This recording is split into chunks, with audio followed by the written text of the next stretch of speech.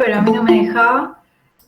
Por eso se hicieron la 1:07 y todavía no arrancamos. Estoy admitiendo todavía más compañeros y compañeras que se ve que, nada, les avisé tarde, así que esperamos un cachitín más a ver si todos se avivaron de entrar a este nuevo link. ¿Alguien me quiere decir más o menos cuántos eran ayer, como para tener una noción de cuántas personas tendría que esperar que se sumen? Aproximadamente. Hola, buenas. Éramos 60 y algo. Ah, ok, gracias, Juan. Bueno, vamos a esperar un segundito. ¿Todos pudieron entrar al link anterior? ¿Fui yo nada más la del problema? ¿O ustedes también tuvieron problemas? Yo también tuve problemas para entrar en el anterior. Ah, listo, se ve que había... Sí, ok, sí. sí, se ve Y que... aparecía no válido. Ah, Claro. sí, está bien, hice algo mal entonces, perfecto. Ayer nos pasó lo mismo igual, creo la mayoría. Ah, qué bueno, me sentía medio tonta, que Sin les mandó un link y no podían entrar. Claro. Ok, anotado. Vamos a ver, yo lo que hice básicamente... Sí, Malena, este es el curso de Gasparini de macroeconomía. Yo lo que había hecho es iniciar una reunión para más tarde y no sé por qué no anduvo, pero bueno, lo voy a charlar con Sim para que no vuelva a pasar. Porque si alguien no se avivó de meterse al campus y ver lo que les puse, nada, se va a perder la clase y es una lástima. Bueno, siendo la 1:10, se sigue sumando gente, pero vamos a ir arrancando. Creo que ya somos 50, así que es un buen número. Primero, hola, mi nombre es Julia Segoviano. Si ven que me trabo es porque sigo admitiendo gente. Soy una de las ayudantes del curso. Calculo que Sin ayer nos habrá mencionado por ahí a modo presentación. Bueno, soy economista, me recibí en la UBA. Actualmente estoy haciendo una maestría en economía, pero en la de La Plata. Un poco como para que sepan de qué voy. Y actualmente trabajo en el Ministerio de Economía. Les comento un toquecito cómo es por ahí la estructura de clases, o sea, la manera en que yo la suelo dar. Suelo compartir pantalla. Cuando estoy compartiendo pantalla, yo estoy viendo las filminas y no los puedo ver. Entonces, si por ahí hacen alguna pregunta en el chat, se me escapa y no se las puedo responder. Si se animan y si no tienen problema, siéntanse libres de desmutearse y pregunten con audio. Si no, yo voy a tratar de estar mirando el chat, pero realmente muchas veces se me escapan las preguntas del chat y es una lástima que no puedan preguntar por esta modalidad virtual. Entonces, eso, siéntanse libres de interrumpir, de preguntar, que de hecho está bueno, y también, por otro lado, agradezco a todos los que prendieron las cámaras, porque es como una manera por ahí de interactuar un poco. Así que, bueno, se sigue sumando gente. Así que nada, eso, siéntanse libres de preguntar, ninguna pregunta es tonta, las interrupciones para mí están bien, así que eso, si pueden desmutearse es mejor para que a mí no se me escapen las preguntas. Acá Malena pregunta si hablamos de los TPs. No, lo único que hice fue presentarme y pedirles disculpas por lo del link. Y de los TPs no vamos a hablar igual porque eso es algo que tienen que hablar con sí. Yo no sé qué les habrá dicho ayer, ¿ayer fue? Sí.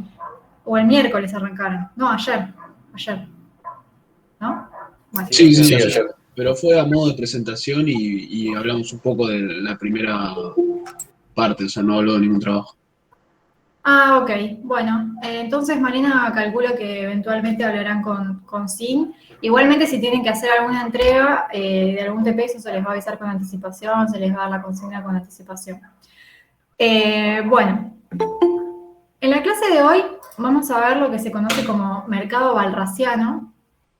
Van a ver que es una clase más bien introductoria porque a lo largo de la materia nosotros vamos a estar viendo distintos mercados. Vamos a estar modelando el mercado de bienes, el mercado de bonos, el mercado de dinero. Entonces, lo que pretende hacer esta clase es introducirles cómo es la estructura de un mercado, cómo vamos a estar trabajando con los gráficos, con las variables, y presentarles, digamos, esto tomando como referencia lo que se conoce como mercado walrasiano. que es básicamente la lógica que engloba a todos los modelos de mercado que vamos a ver a lo largo del curso. Yo las filminas que les voy a presentar ahora ya se las subí al campus, por si las quieren tener mientras yo las voy presentando. Y también lo mismo, en general la idea es siempre subirles antes las filminas, por lo menos yo, para que en la clase puedan ir siguiéndola con sus propias filminas y si quieren hacer anotaciones o lo que sea. Les voy a presentar pantalla. Perdón, interrumpo un segundo. Sí, obvio.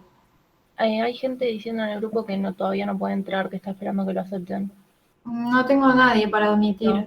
Preguntale si se sumaron al segundo link. Ahora les aviso. Gracias. No, gracias a vos. Eso, si ya tienen un grupo, avisen que se tienen que sumar a este nuevo link. Pero bueno, por el momento no tengo a nadie pendiente. Bueno, voy a pasar a compartirles pantalla. Avísenme si ven.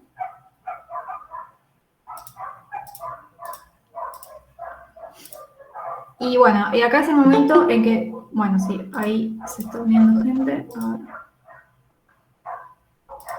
Acá es el momento en que los dejo de ver, así que siéntanse libres de preguntar porque no voy a estar mirando el chat. Bueno, esto es lo que pasa cuando te equivocas el link, se sigue uniendo la gente. ¿Ustedes me escuchan bien o escuchan de fondo mucho ladrido de perro? No, apenas se escucha. Se escucha bien. Ah, listo, pues tengo una plaza enfrente y hay muchos perros ladrando y por ahí les molesta para la cursada, me cambio de lugar. Cualquier cosa me avisan.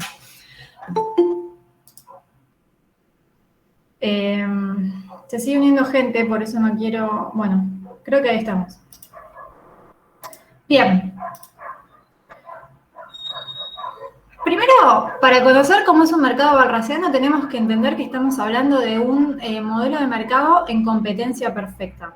Probablemente ya muchos y muchas de ustedes hayan visto lo que es un mercado de competencia perfecta. Vamos a hacer una cosa, voy a dejar de compartir hasta que se termine de unir todos y voy a charlar un poquito. Probablemente ya hayan visto, ya hayan conocido lo que es un mercado de competencia perfecta. Podemos hacer un breve repaso, porque tiene algunas características bastante particulares. ¿Se acuerdan un poco de lo que vieron en micro? ¿Qué Sí, características? bien homogéneo, por ejemplo.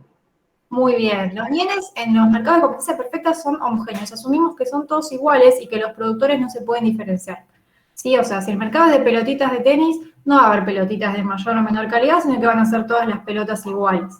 Muy bien. Esa es una de las características. ¿Cuál otra se les viene a la cabeza? Múltiples cantidades de oferentes y demandantes. No te escuché al principio, perdón, ¿puedes repetir? Sí, múltiples cantidades de oferentes y demandantes, es decir, una gran cantidad. Excelente. Oferentes y demandantes, lo que se suele decir atomizados, porque son muchísimos. ¿Y qué implica eso? Que todos son precios aceptantes. O sea, ninguno puede definir o tiene el suficiente poder de mercado como para poder imponer el precio. Que el precio suba, que el precio baje, que el precio esté en determinado nivel.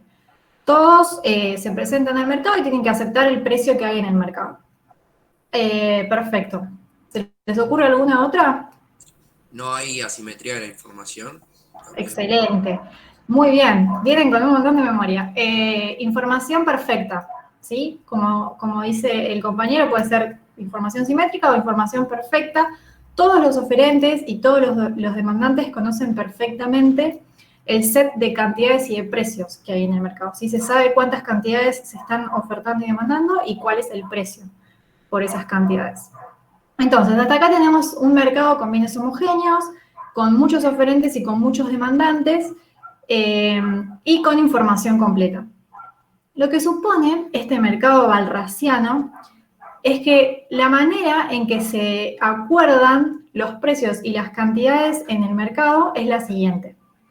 Acuden al mercado, o mejor dicho, no al mercado, sino como a una sala.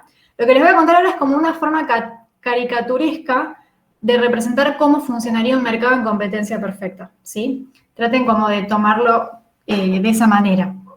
Es la manera que encontró León Balrá, no sé si ya lo habían escuchado alguna vez antes, que fue un economista. Es la manera que él encontró como de explicar o entender cómo funciona un mercado en estas condiciones. Acuden, ¿sí? A una sala tanto oferentes como demandantes, y cada uno de ellos acude con una hipótesis, ¿sí?, sobre cuánto es las cantidades que puede ofrecer a los distintos precios que pueda llegar a existir, y los demandantes también acuden con su propia hipótesis de decir, bueno, yo puedo demandar estas cantidades a estos distintos niveles de precios, ¿sí? O sea, si el precio es 5, yo puedo demandar 4 pelotitas de tenis, si el precio es 6, yo puedo demandar menos pelotitas de tenis, etc. ¿Sí? Entonces, es como que acuden a una sala, muchísimos, recordemos que están atomizados, y en esa sala se va a producir lo que se conoce como un mecanismo de subasta, que es el que va a terminar definiendo cuál es el precio de equilibrio de este mercado. ¿Cómo funciona este mecanismo de subasta? Básicamente, de vuelta, pensemos como caricaturescamente, se presentan oferentes a un lado de la mesa, demandantes al otro lado de la mesa, y dicen, bueno, yo, mi hipótesis exante, la hipótesis exante de un productor, por ejemplo, viene definida por su tecnología, su función de costo, su función de producción, eso, todo lo que vieron más en la parte micro. Pero acá lo que tenemos que pensar es que cada uno ya tiene predeterminado cuánto puede ofrecer a los distintos precios. Entonces dice, bueno, si el precio es 5, yo te puedo ofrecer esto. Y así, cada uno va a ir diciendo su hipótesis. Pensemos de vuelta, está tan atomizado que ninguno de manera individual puede definir el precio de este mercado, pero sí lo van a terminar definiendo todos en conjunto, ¿sí? Eso es lo que supone este mercado. Entonces existe la figura de lo que se conoce como un rematador balrasiano, que es el que va a coordinar esta subasta y va a estar escuchando cuánto pueden ofrecer los oferentes a distintos precios y cuánto pueden demandar los demandantes a los distintos precios.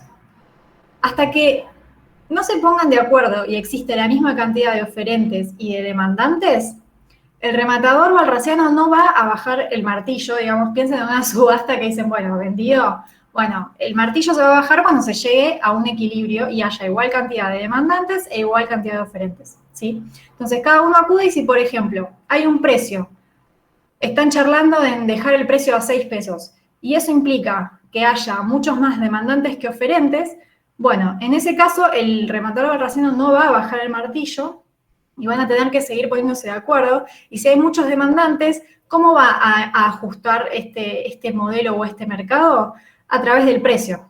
Si tenés mucha gente que te está demandando, vas a decir, bueno, subamos un poquito el precio y eso va a hacer que se empiecen a retirar los demandantes que no pueden comprar ese precio, ¿sí?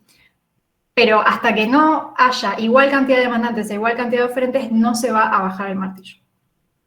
Hasta acá, ¿me siguen la idea un poco de cómo sería, cómo el mercado balrasiano asume que se comporta un mercado? De vuelta, es una especie de caricatura, pero la idea es pensar que, primero, solamente va a haber transacciones en el equilibrio, o sea, solamente se van a poner a intercambiar los bienes, a ofrecer y a vender y comprar una vez que se pusieron de acuerdo, ¿sí? Pero antes de eso, para ponerse de acuerdo, cada uno tiene que ir con su hipótesis y decir a cuánto está dispuesto a vender y a cuánto está dispuesto a comprar. ¿Hasta acá me siguen? Bueno. Visto que hace un buen tiempo ya nadie se está conectando, voy a volver a compartirles para que empecemos a seguir las filmas.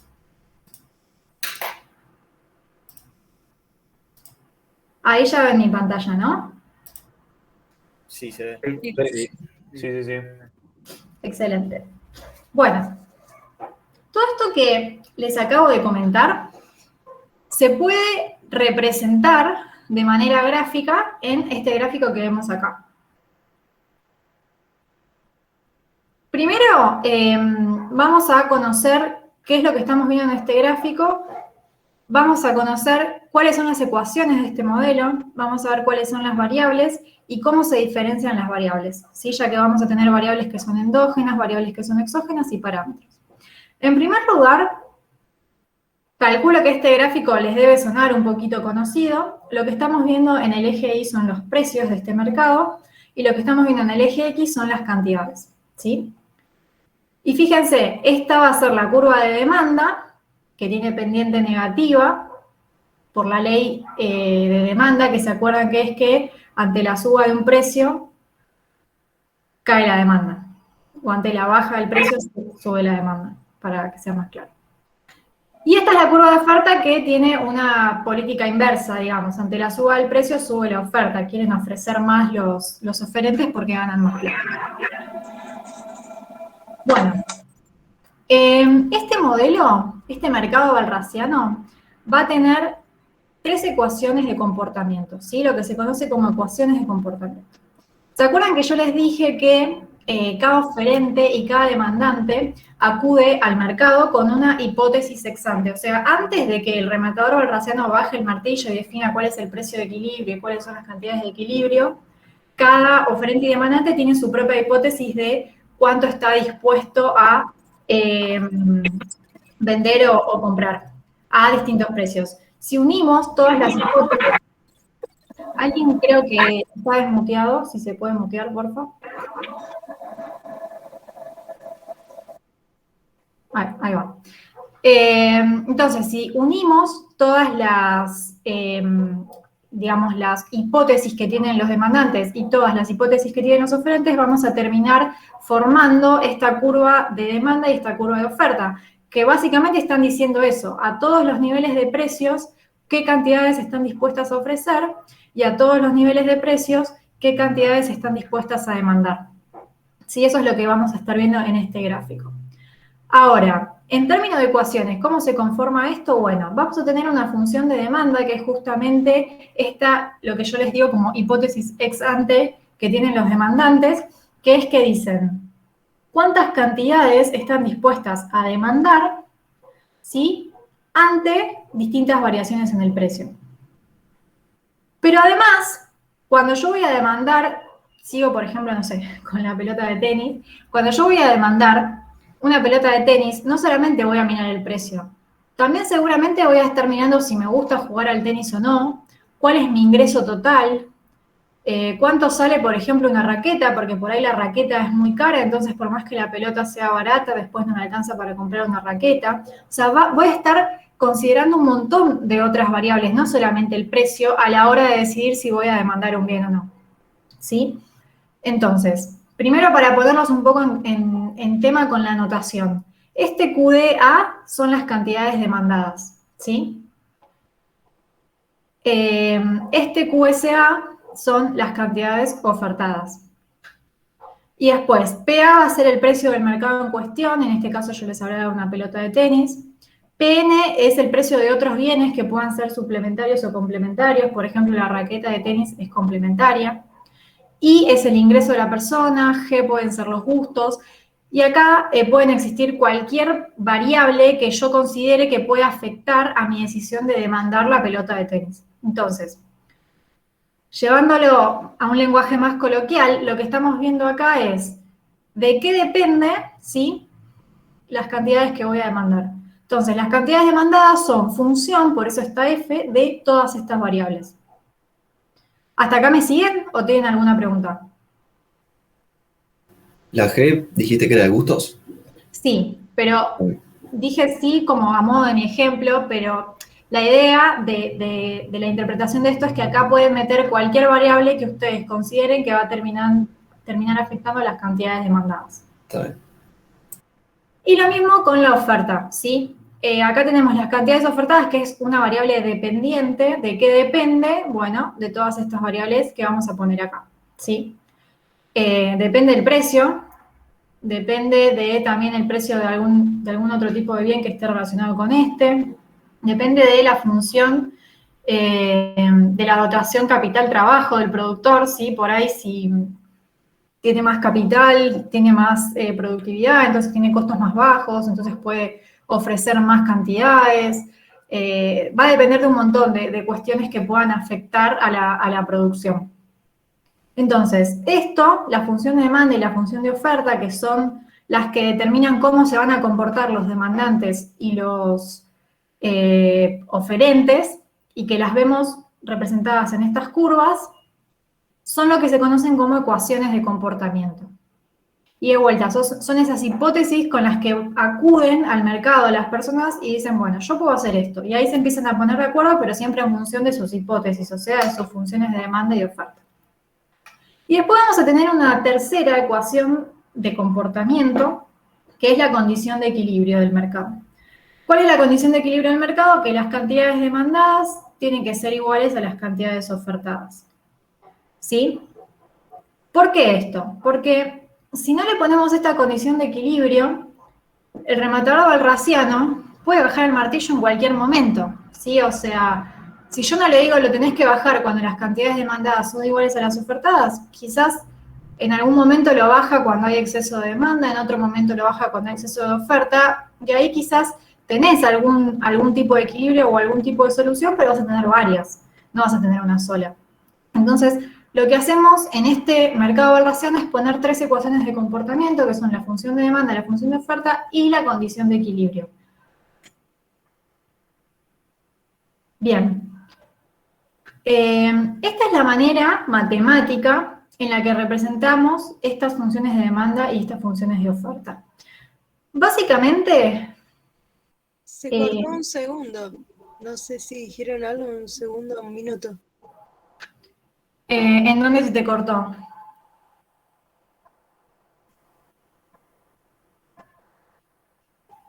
¿Me escuchás?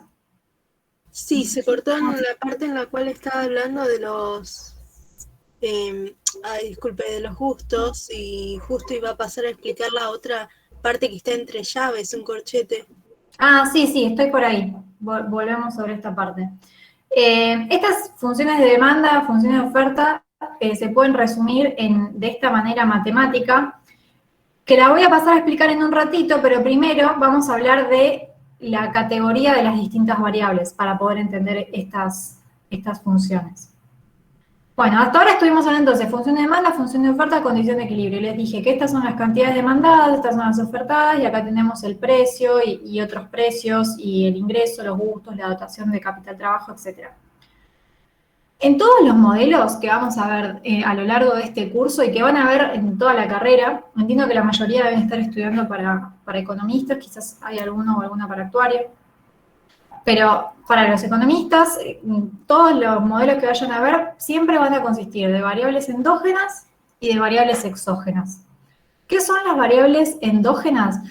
Son aquellas variables cuyo valor queremos determinar en el modelo, ¿sí? Por ejemplo, nosotros acá estamos estudiando el mercado de las pelotas de tenis y lo que queremos saber es cuál va a ser el precio de equilibrio y cuáles van a ser en ese precio de equilibrio las cantidades demandadas y ofertadas, ¿sí?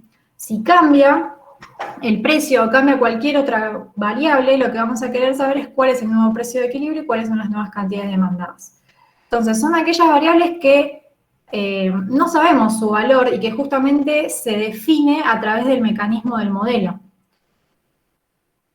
Y un dato muy relevante que les va a ayudar para ubicar rápido cuáles son las variables endógenas es que son siempre las que estamos representando en los ejes, porque son justamente aquellas variables que queremos ver su valor y que queremos ver, bueno, si estoy parado en este punto, ¿cómo cambian las variables endógenas? Bueno, pasa esto y pasa lo otro, que ahora lo vamos a charlar.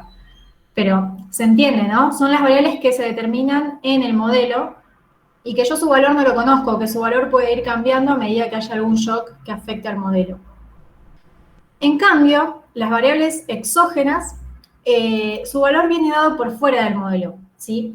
Por ejemplo, si yo les digo que los gustos son una variable exógena, el precio, el cambio en el precio o el cambio en las cantidades no va a tener ningún impacto sobre los gustos de la persona. Es una variable exógena y su valor se determina por fuera del modelo. No tiene nada que ver con lo que vamos a estar viendo acá. Sí va a terminar afectando las cantidades demandadas y oferentes, pero es un valor que lo tomamos como dado, ¿sí? O sea, bueno, el gusto es tanto, entonces la cantidad demandada es tanto, ¿sí?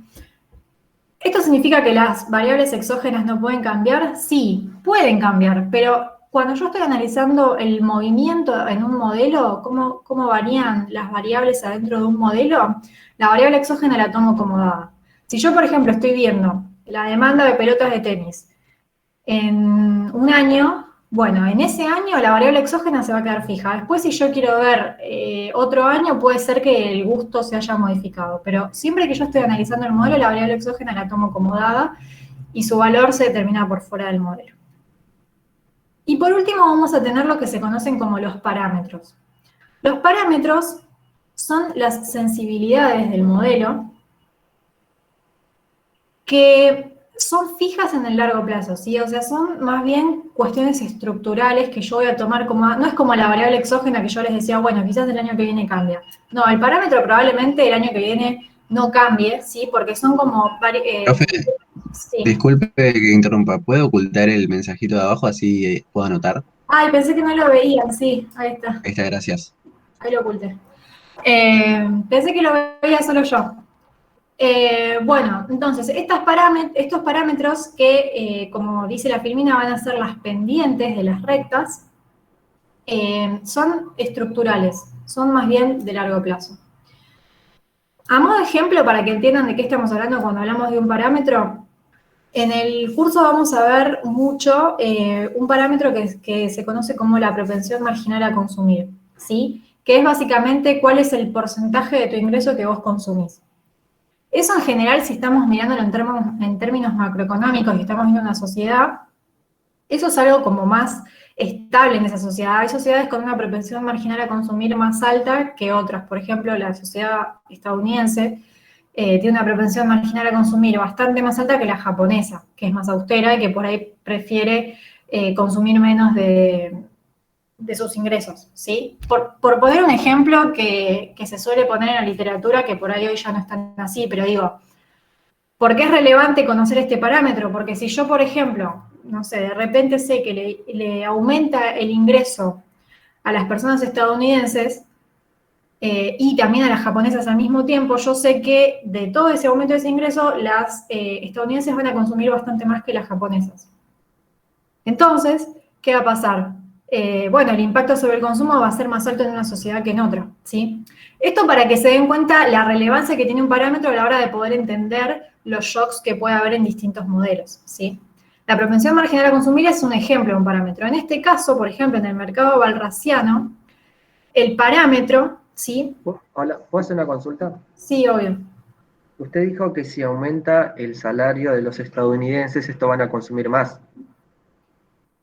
En realidad, sí, no. Lo que quise decir, dije mal, sí, ya. Si lo que quise decir es, vos tenés una propensión marginal a consumir, por ejemplo, no sé, por decirte del 60%. Eso significa que vos consumís el 60% de tu salario. Entonces, si vos aumentás el salario de los estadounidenses, van a consumir el 60% de ese plus que tienen porque les aumentó el salario. En cambio, si en otra sociedad ese parámetro marginal a consumir es del 40%, van a consumir solo el 40% de ese plus, entonces van a terminar consumiendo menos. ¿Se entiende? Sí, se entiende. ¿Era esa tu pregunta o te interrumpí? Sí, era eso, o sea, lo que pasa que lo que tengo entendido es que, por ejemplo, en caso de aumentar el salario, no necesariamente llegan a consumir más, empieza ya el decrecimiento. Bueno, sí. En realidad, depende del modelo que tomes, pero si vos estás tomando, por ejemplo, que tienen una propensión marginal a consumir fija, en ese caso vos asumís que por cada aumento se siguen consumiendo el mismo porcentaje. Después vos por ahí lo que estás diciendo, no sé qué tenés en la cabeza, si tenés la utilidad decreciente o qué modelo tenés en la cabeza.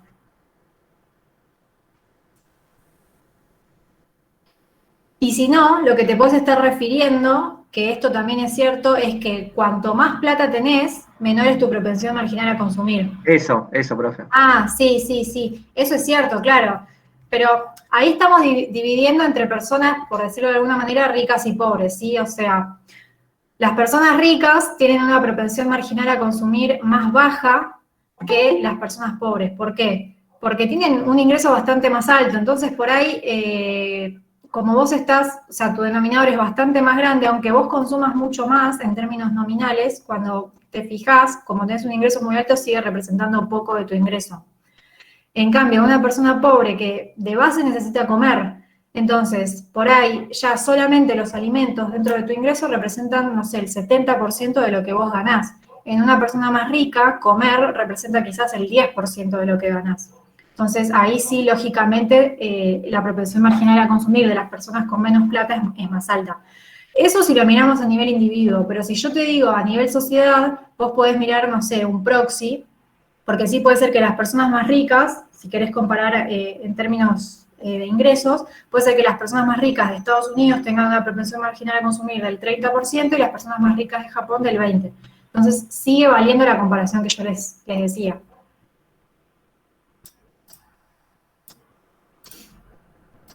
¿Se entendió ahí? No sé quién me estaba hablando, pero Creo que se entendió. estuvo muy bien la pregunta y de hecho también es súper relevante a la hora de hacer política porque muchas veces muchas personas, mejor dicho, o sea, personas que hacen política pública argumentan que es mejor darle más plata a las personas que menos dinero tienen porque su propensión marginal a consumir es más alta y eso tiene un impacto más fuerte sobre el consumo. Son argumentos, ¿no? Pero digo, es en función de esto que decía el compañero. Bueno, volviendo al modelo, espero que haya quedado claro el ejemplo de que la propensión marginal a consumir es un parámetro porque en general queda fijo, o sea, vos en general siempre estás consumiendo el mismo porcentaje de tu ingreso. Profesora, ¿otra consulta? Sí. ¿Ese parámetro lo da el gobierno o alguna institución internacional, el parámetro de lo que es el consumo de cada país? ¿Vos decís si el numerito te lo dice el gobierno? Claro, si hay alguna fuente o hay muchas fuentes que lo brindan. No, pero probablemente haya algunos trabajos, la verdad en este momento no se me viene ninguno a la cabeza, que hayan hecho algún cálculo de algún proxy de la propensión marginal a consumir de distintas sociedades. Lo que sí podés hacer vos es agarrar el consumo, digamos, agregado de una sociedad, si lo querés ver en términos agregados. Obviamente que en términos individuales cada uno puede diferir en lo que consume en la proporción que consume de su ingreso. Pero si lo agregás en términos, si lo pensás en términos agregados, te puedes agarrar el consumo de la sociedad, más o menos ver los ingresos de esa sociedad y ver cuánto de sus ingresos lo destinan a consumo, cuánto ahorro. Como que por ahí podés agarrar los agregados macro y calcularlo vos. Quizás hay algún trabajo que lo haga, pero no es algo que baja línea el gobierno o que lo define algún organismo internacional, es algo que agarra un economista y lo trata de calcular con algún modelo o mirando las variables y haciendo cálculos. Además, bueno, el hecho de que una sociedad consuma más que otra sí puede tener que ver con algún tipo de cultura o de mensaje del gobierno. O sea, saben que la sociedad estadounidense en general tiene esa cultura bastante consumista y todo el tiempo están sacando cosas nuevas y la verdad yo no fui a Estados Unidos, pero lo que me dicen es que vas a un supermercado y tenés una cantidad de variedad que te abruma. Entonces también eso obviamente va a depender de cada sociedad, pero para calcularlo en general lo calcula un economista con sus recursos, digamos. Quizá podés encontrar googleando algún parámetro. Si yo encuentro algún trabajito y te interesa, te paso. No sé quién me preguntó. Pero... Perdón, profe, por lo que dice entonces, los parámetros tendrían que ver más que nada con los gustos y preferencias, que eso están dados por el tipo de sociedad. No, ejemplo, no necesariamente. Yo les puse un ejemplo, que por ahí sí el ejemplo que yo les puse tiene que ver con eso, pero no todos los parámetros. O sea, la propensión marginal a consumir es un ejemplo, un parámetro para que ustedes entiendan qué puede llegar a ser un parámetro. Ahora, si querés... ¿Algún otro parámetro conocido? Bueno, por ejemplo, veamos los de este modelo, a ver si van entendiendo un poco más de qué va la variable parámetro. En este modelo, puntualmente, los parámetros van a ser la sensibilidad que tiene el oferente y el demandante ante las variaciones de precios. ¿Les suena esta definición? ¿La vieron en algún lado? Sí, sería la elasticidad. Claro, son las elasticidades precio. Si en este mercado, puntualmente, donde lo que vamos a estar analizando son funciones de demanda y funciones de oferta, los parámetros van a ser la reacción que tenga el productor cuando cambia el precio y la reacción que tiene el demandante cuando cambia el precio, ¿sí? Y eso va a terminar definiendo también la forma de la curva. Si se acuerdan de micro, cuando tenían una elasticidad más alta, la curva se iba como aplanando y cuando la elasticidad era muy poquita, la curva se iba como volviendo vertical. Entonces, fíjense cómo el parámetro es más bien estructural y va a terminar definiendo la forma que toma la curva. Y termina siendo muy relevante porque, obviamente, si tenés mucha elasticidad, ante un cambio de precios la reacción es bastante más alta, ya sea de los oferentes o de los demandantes. Entonces eso también te termina afectando los resultados de tu modelo, ¿sí?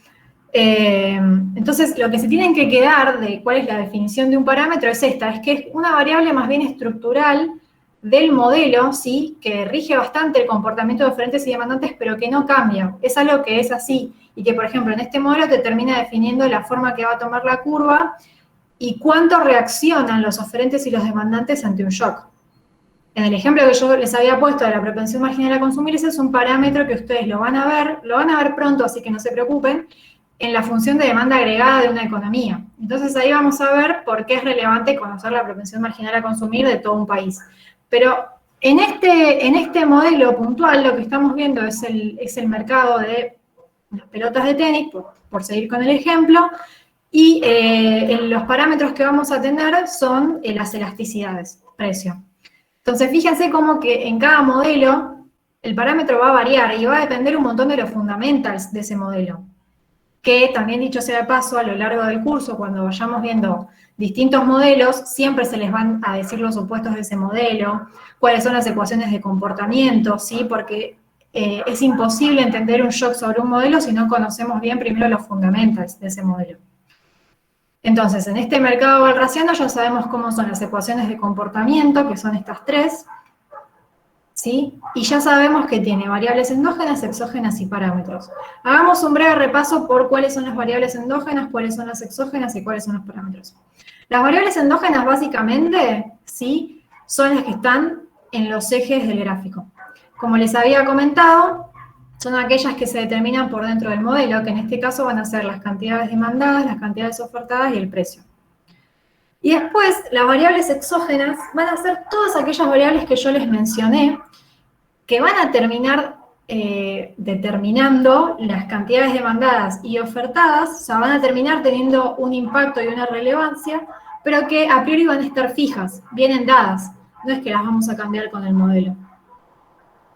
En este caso, por ejemplo, siguiendo los ejemplos que yo les había dado, como variables exógenas podemos mencionar el ingreso de la persona, los gustos, la dotación capital trabajo, el precio de bienes complementarios o suplementarios, que son estas que están acá.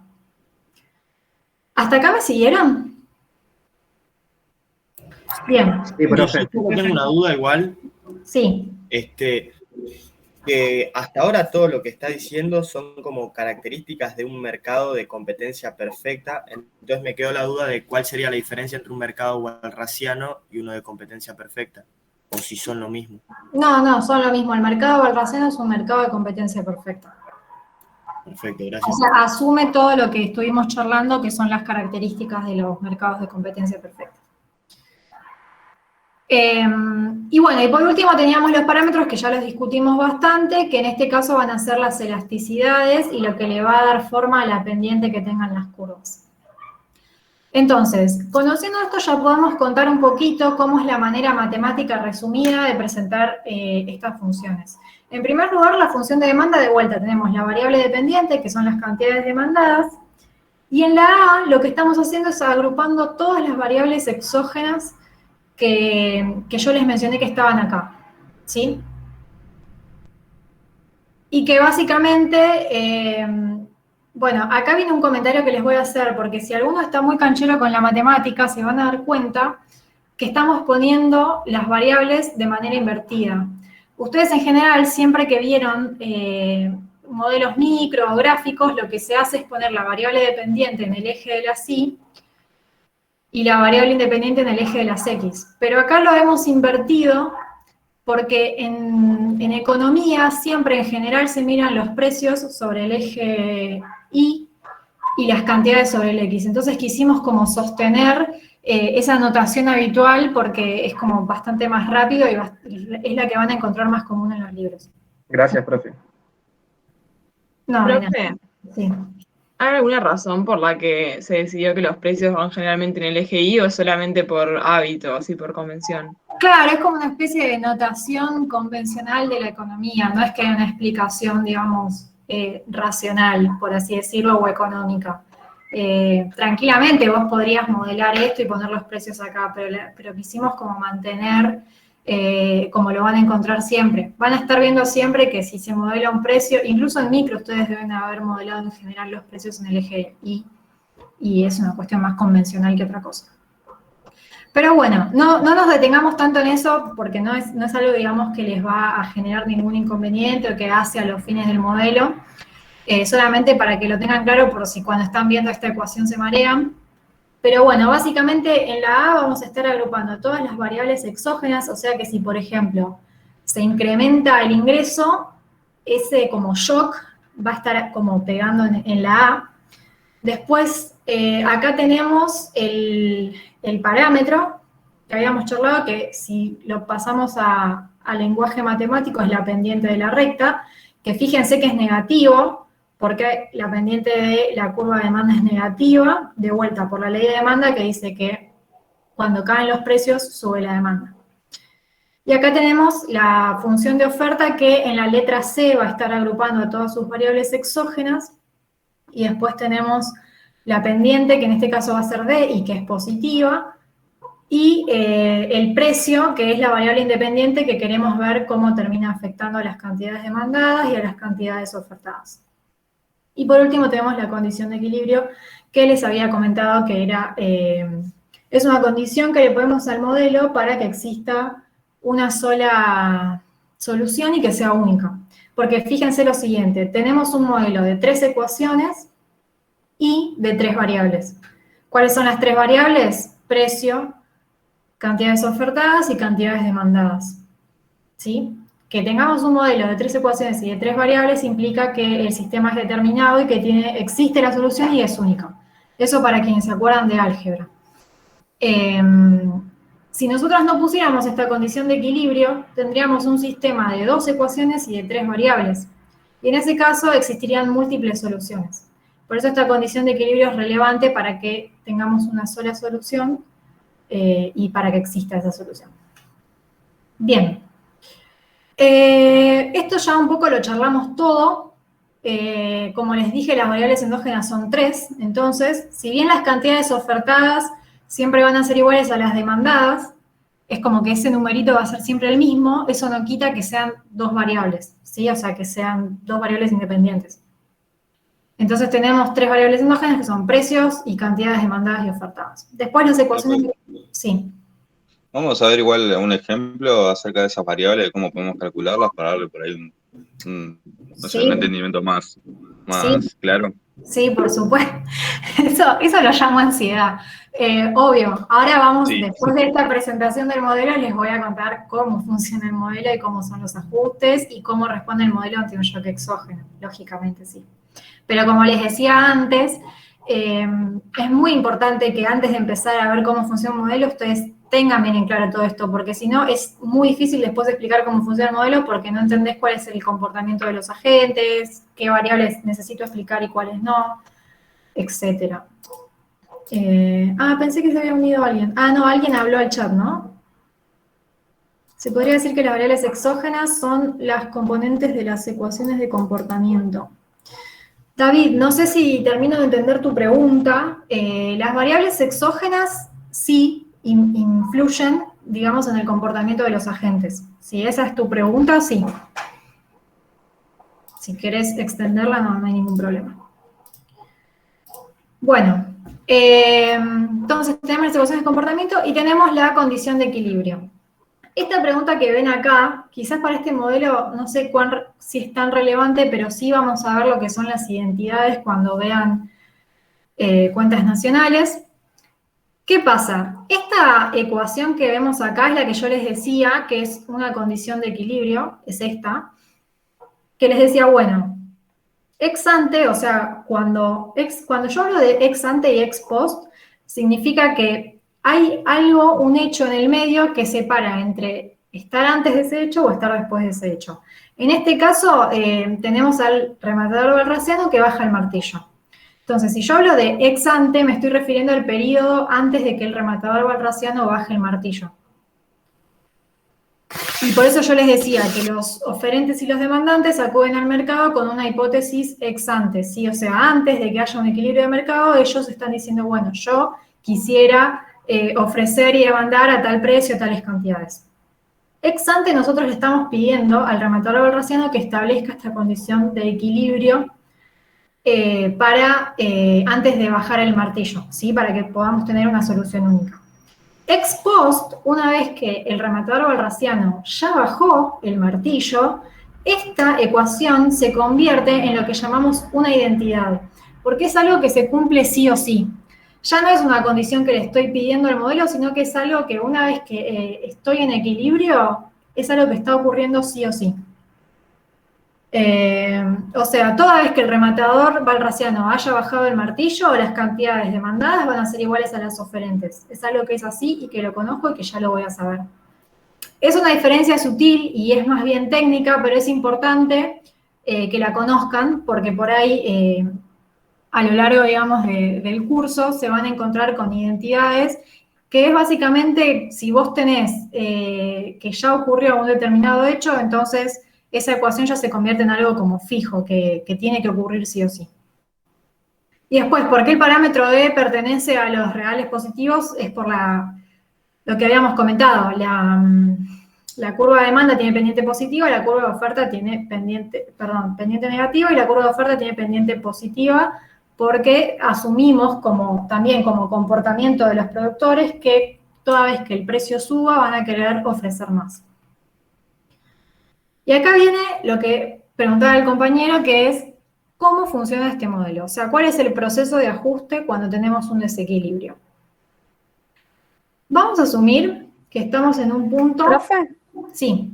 Perdón, me quedó una duda. ¿Lo de comportamiento, las ecuaciones de comportamiento, serían todo lo exógeno? No entendí muy bien. No, las ecuaciones de comportamiento primero son 3. Y van a ser la función de demanda, la función de oferta y la condición de equilibrio. Cuando hablamos de una ecuación de comportamiento, es una ecuación que te está diciendo cómo se van a comportar los demandantes y los oferentes. Cuando yo les decía coloquialmente, bueno, viene el oferente y te dice, yo te voy a ofrecer tantas cantidades a tal precio, bueno, eso matemáticamente se representa con una ecuación de comportamiento. Esa ecuación te está diciendo... para todos los niveles de precios, cuántas cantidades van a ofrecer, ¿sí? Eso es una ecuación de comportamiento, que básicamente en este caso son la función de demanda, la función de oferta y la condición de equilibrio. Gracias, me había mezclado un poco. Sí, por eso trato de esclarecer. Dentro de la función de demanda tenés variables exógenas porque hacen a tu demanda, ¿sí?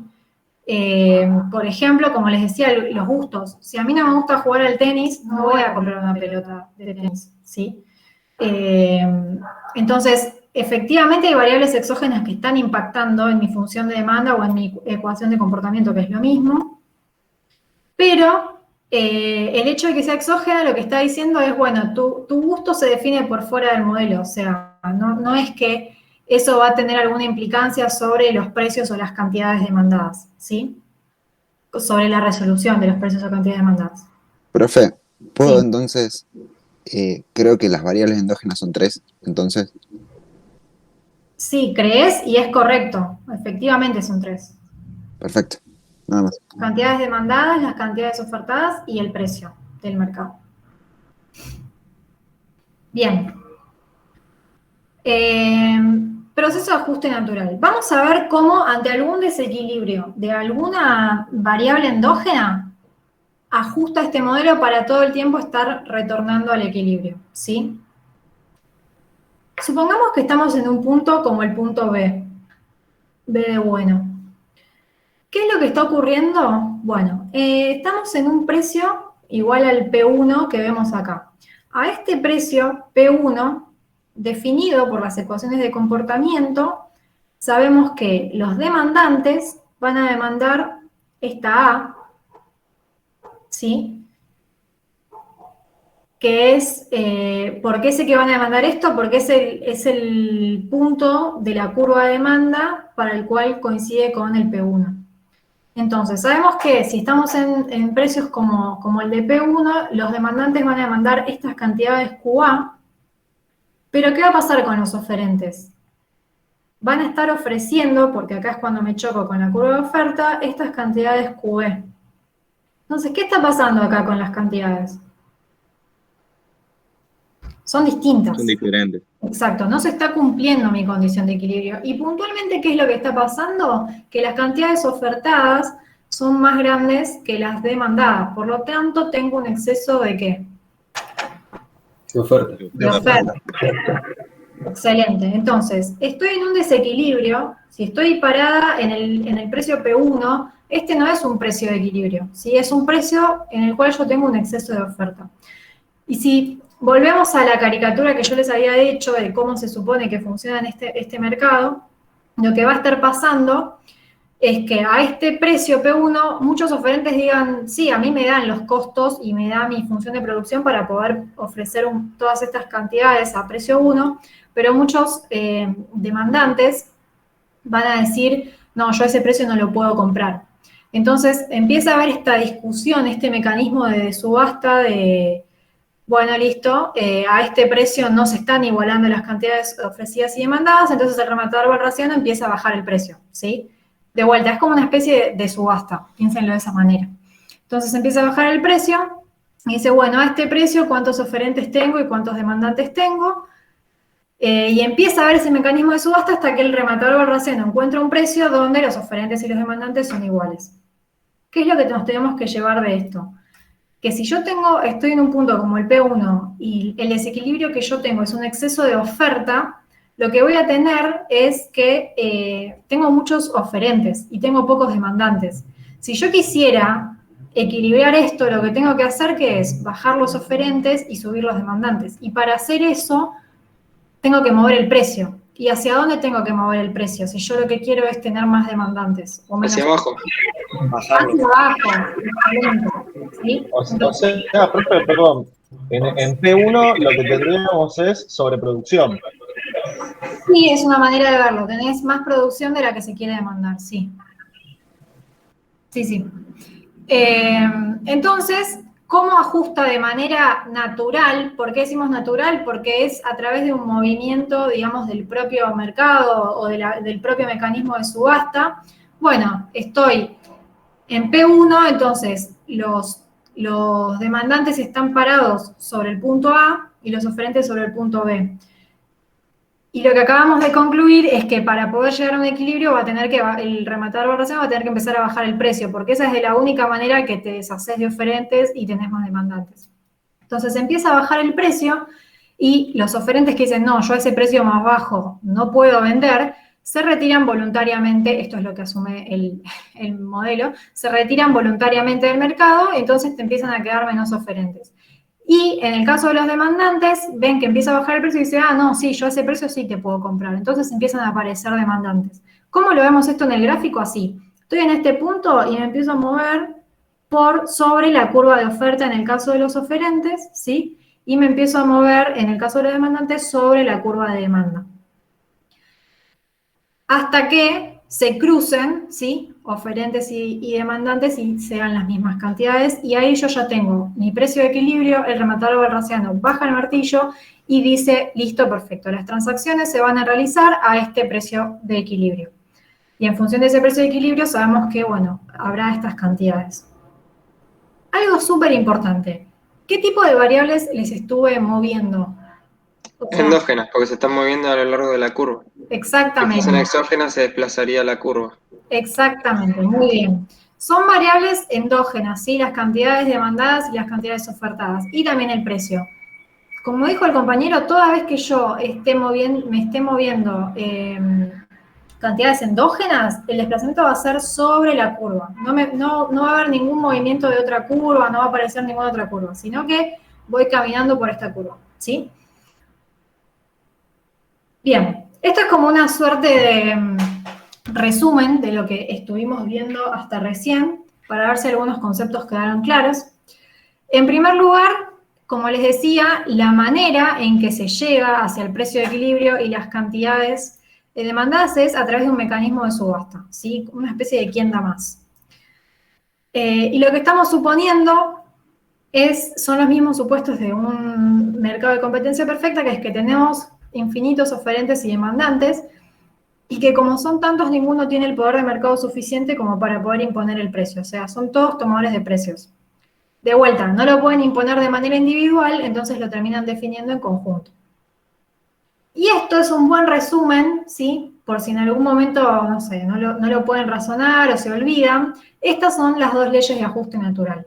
Este es el ejemplo que vimos recién, que un exceso de oferta, A es el nombre del bien, ¿sí? O sea, un exceso de oferta del bien A, ¿cómo va a ajustar hacia el equilibrio? A través de una baja en los precios. Esto se va a cumplir siempre, ¿sí? Si yo tengo un exceso de oferta, el ajuste al equilibrio es a través de una baja en los precios. Y al revés, si tengo un exceso de demanda del bien A, la ley de ajuste natural, o sea, para poder retornar al equilibrio, lo que va a tener que ocurrir es que los precios suban. Es lo mismo que vimos acá con el exceso de oferta, pero en un caso de exceso de demanda. ¿Cuál sería un caso de exceso de demanda? Si estoy en el precio P2. Si estoy en el precio P2, ¿qué va a ocurrir? Los oferentes quieren ofrecer QC, que son estas cantidades, pero los demandantes quieren comprar QD. Fíjense cómo QD es muchísimo más alto que QC. Entonces acá tenés un claro exceso de demanda. Y para poder, o sea, la ley de ajuste natural lo que dice es, bueno, listo, si yo quiero tener menos demandantes y tener más oferentes, lo que voy a tener que hacer es subir el precio. Y a través de este mecanismo de subasta que hace el rematador balrasiano, empieza a subir el precio y va viendo cuántos demandantes se van y cuántos oferentes aparecen. Y sigue este mecanismo hasta que se igualen oferentes y demandantes. Bien, ¿hasta acá vamos bien o alguien se quedó en el camino? Si es así, siéntanse libres. No, bien. Buenísimo. En P2 tendrías escasez. Claro, exactamente. Sí, bien, buena manera. Esto es sobreproducción y esto es escasez. Profe, Sí. una consulta de la pestaña, la diapositiva 2 creo, que se me había tildado un segundo. ¿Está? Esa, sí. El tercer y cuarto ítem, ahí se me tildó, ¿dijo algo en particular sobre eso? ¿O Sí. No sé si... sobre la parte de identidad me había quedado? Ok, vamos con lo más fácil. ¿Por qué el parámetro de pertenencia a los reales positivos? Porque la pendiente de la curva de oferta la asumimos positiva por la ley de oferta de que si suben los precios, las personas, los productores van a querer ofrecer más. Eso por un lado. Y después, lo que les explicaba de esto es que ex ante, o sea, antes de que el rematador balrasiano baje el martillo, esto es una condición de equilibrio que le pedimos al modelo. Le decimos, solamente vas a llegar a un precio de equilibrio y vas a poder bajar el martillo si las cantidades demandadas son iguales a las ofertadas. Si vos no le ponés esta condición de equilibrio, el rematador balrasiano puede bajar el martillo cuando quiera, cuando le parezca a él. De vuelta, el rematador balrasiano es una especie de caricatura, pero lo que digo es, nunca vas a tener un mercado en equilibrio si no le pones la condición. Después, ex post, o sea, una vez que ya bajó el rematador balrasiano el martillo y que ya se empiezan a hacer transacciones en el mercado, esto se empieza a llamar identidad. Es algo más bien técnico. Se lo llama identidad porque sí o sí, si está habiendo transacciones en el mercado, significa que vos estás en equilibrio. Y si estás en equilibrio, significa que las cantidades demandadas son iguales a las ofertadas. Entonces a eso se lo llama identidad, es algo que ocurre sí o sí. No es una condición que vos le estás pidiendo al modelo ya, es algo que simplemente ocurre. ¿Se entiende? Sí, gracias. Bien. Perdón, una pregunta. Esto de la identidad que es ex post ocurre porque primero para fijar una condición de equilibrio tienen que haber transacciones en el mercado y después se fija la condición de equilibrio del precio. En realidad es al revés, Solamente va a haber transacciones en el mercado cuando haya un equilibrio. Por ejemplo, en el momento que yo les comentaba que está este mecanismo de subasta, que el rematador balrasiano dice, bueno, acá hay un exceso de oferta, vamos a bajar un poco el precio y empieza a tantear, etcétera, etcétera, en ese momento no hay ninguna transacción en el mercado. No se pueden hacer, se asume que no se hacen transacciones en desequilibrio, ¿sí? Solamente van a empezar a poder comprar y vender una vez que el rematador balrasiano baja el martillo y ya tenemos un precio de equilibrio y cantidades demandadas y ofrecidas iguales. Lo que yo quiero decir es, ex ante no es una identidad que... A ver acá. Ex ante no es una identidad que las cantidades demandadas sean iguales a las ofertadas. Es algo que vos le estás diciendo al rematador balrasiano, bájalo cuando pasa esto, pero no es algo que ocurre sí o sí. Eso ex ante, ¿sí? Pero ex post, cuando ya el rematador bayesiano bajó el martillo, es algo que ocurre sí o sí, porque justamente vos le habías dicho bajalo cuando sean iguales. ¿Se entiende? Entonces, por eso ex ante es una condición de equilibrio que yo estoy pidiendo, y ex post ya es una identidad, es algo que ocurre sí o sí. ¿Se entendió un poco mejor ahí? Sí, perfecto. Joya. Bien. Bueno, acá hay una crítica que quizás si ustedes se ponen a reflexionar epistemológicamente sobre el modelo, van a encontrar que hay una especie de fallo lógico, porque estamos diciendo que, o sea, si vos decís que hay un equilibrio, significa que tiene que haber en algún momento desequilibrios. O sea, la definición de equilibrio surge de que existan desequilibrios. Pero al mismo tiempo este mercado te dice que nunca vas a estar operando en desequilibrios. Entonces, ¿cómo en algún momento podés llegar al equilibrio si vos nunca estás operando en desequilibrios? ¿Se entiende? Es como un fallo que nosotros entendemos que tiene el modelo en plantear esto de no, nunca hay transacciones en desequilibrio. Pero entonces, ¿cómo puedes volver a un equilibrio si nunca estás en desequilibrio? Es como raro pensar que, bueno, de repente hay un shock que hace que estés en desequilibrio y ahora vamos a ver qué tipo de shocks puede haber, pero digo, de repente hay un shock que hace que vos estés en desequilibrio y que de repente todos dejan de tener transacciones. Es como que ahí entendemos que hay un fallo lógico y que si ustedes se lo ponen a reflexionar van a encontrar también que, nada, que no es un modelo que ustedes vayan a ver en la realidad muy seguido. Sí podemos pensar en mercados que se parezcan a esta estructura, pero no tienen muchos supuestos que no son muy realistas y que lógicamente son para criticar o para cuestionar. Y eso está bueno que lo hagan. Cualquier modelo que les den, cuestionar los supuestos. Profe, una pregunta. Usted dijo que no, o sea, en este modelo no hay desequilibrios, pero ya vimos recién que, por ejemplo, con el aumento de un precio se genera un desequilibrio que tiende al equilibrio, pero, o sea, existe el desequilibrio. Es lo que en estoy un principio. explicando, es un fallo lógico del modelo. Es un fallo lógico del modelo porque no dice que no hay desequilibrio, lo que dice es no hay transacciones en desequilibrio. O sea, desequilibrio puede haber, puede pasar que haya más cantidades demandadas que ofertadas, pero lo que te dice es que ahí no, el mercado no funciona, como no hay transacciones. Y eso justamente, como bien decís, es un fallo lógico, porque si pasa en algún momento que tenés un exceso de oferta, porque justamente hay más gente ofertando que demandando, para poder volver a un equilibrio tenés que haber atravesado un desequilibrio.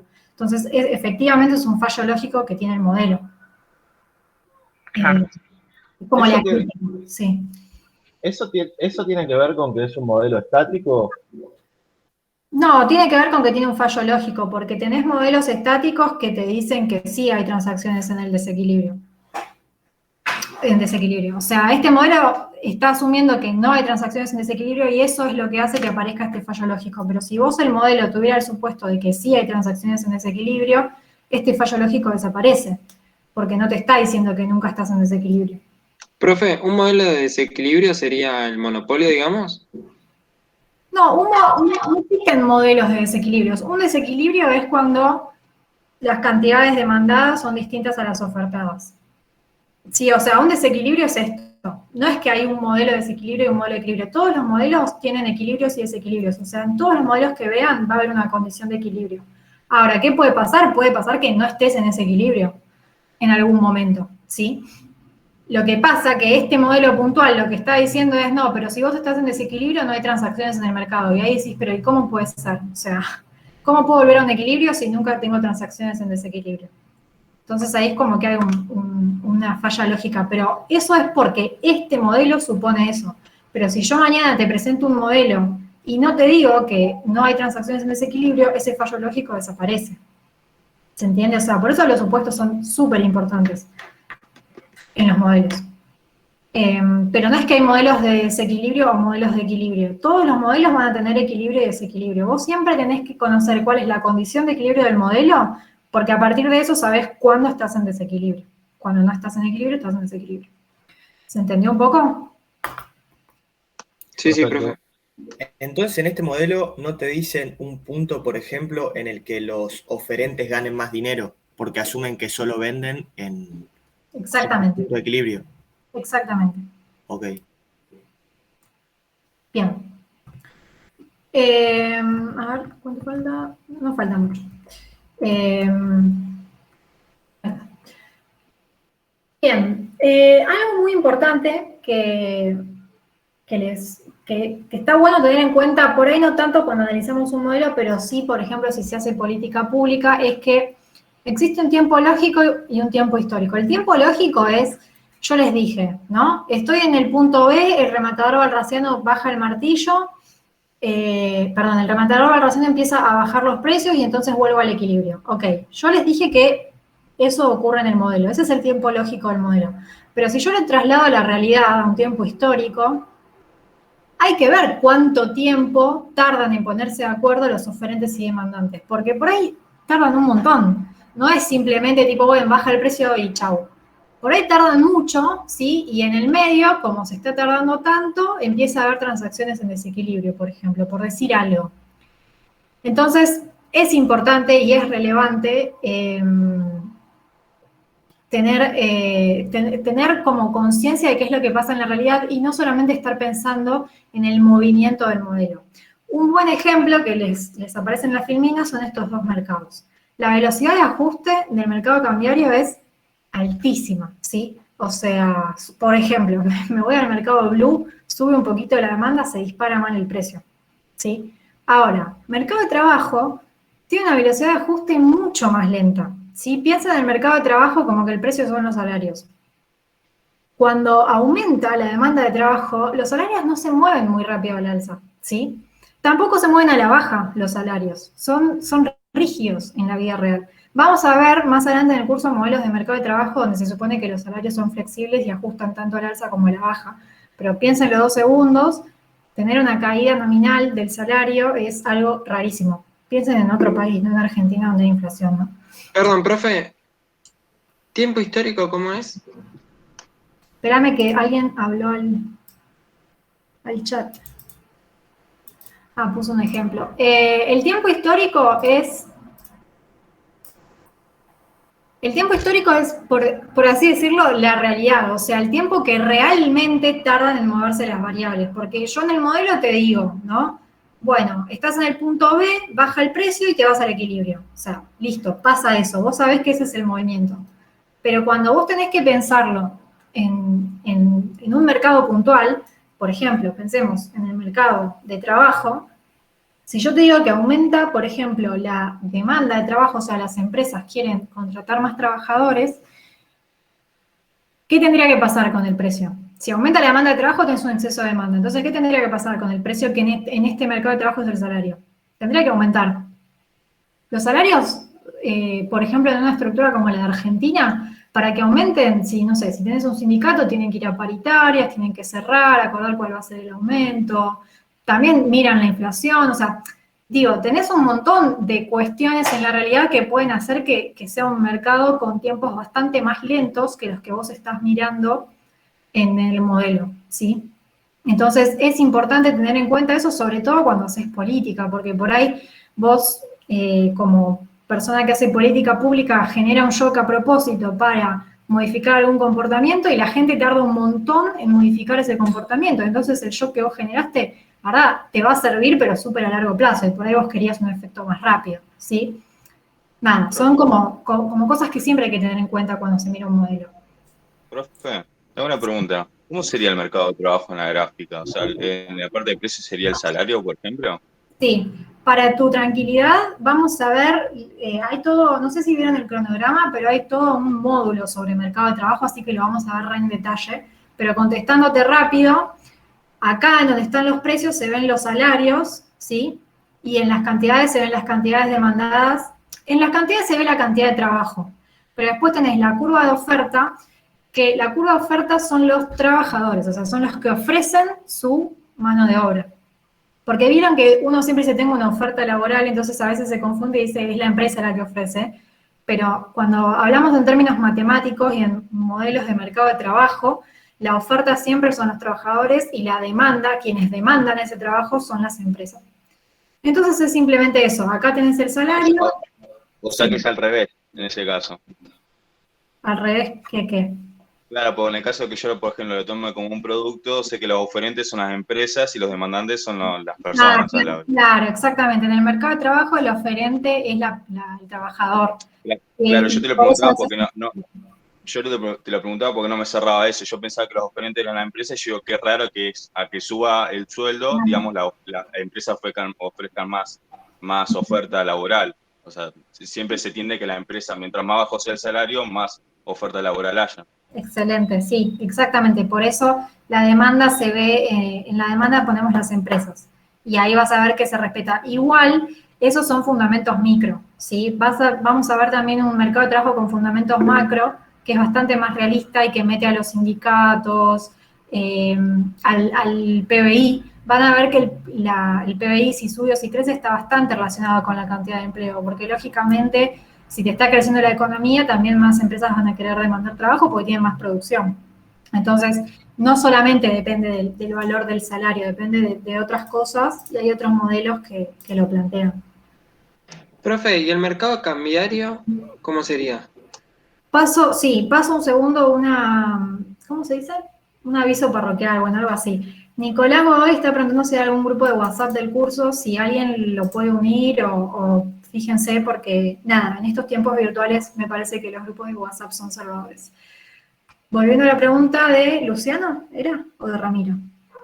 No, Franco, profe. Ay, Franco, perdón. Volviendo a la pregunta de Franco, mercado cambiario es, si tu pregunta es cómo es en los ejes, acá es bastante similar a lo que estamos viendo.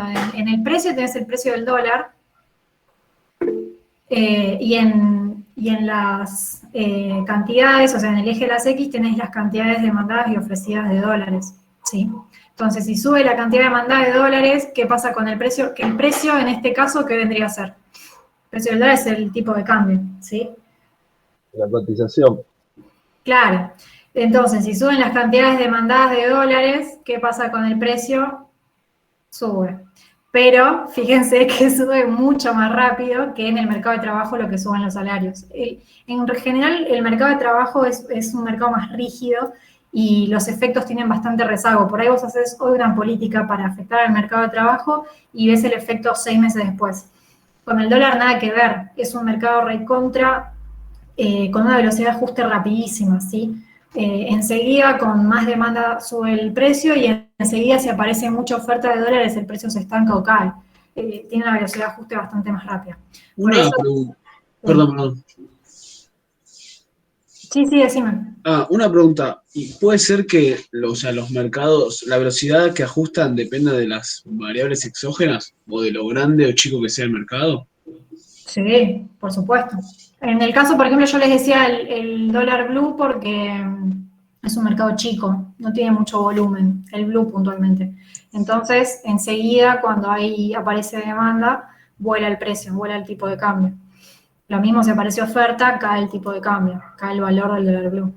El mercado de trabajo tiene muchísimas más rigideces, muchísimas más variables a tener en cuenta, es otra cosa. Por eso, en línea con lo que decís, la velocidad de ajuste está estrechamente vinculada con las características de ese mercado.